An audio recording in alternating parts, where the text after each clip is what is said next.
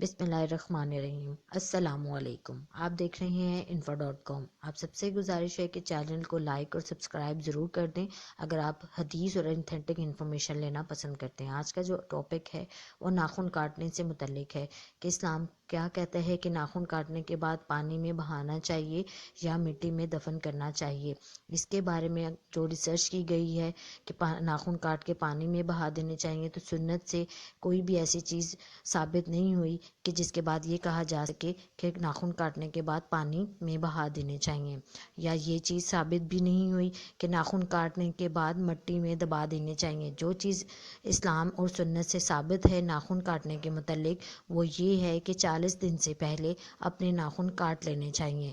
اگر آپ 40 دن سے پہلے اپنے ناخن نہیں کاٹتے تو اس پہ ناگواری کا اظہار کیا گیا ہے، اور 40 دن کے بعد اگر آپ اس کو رکھتے ہیں تو پھر آپ پہ گناہ ہوگا۔ اللہ تعالیٰ ہمیں عمل کی توفیق دے۔ جزاک اللہ خیرہ۔ صدقہ سمجھ کے شیئر کریں۔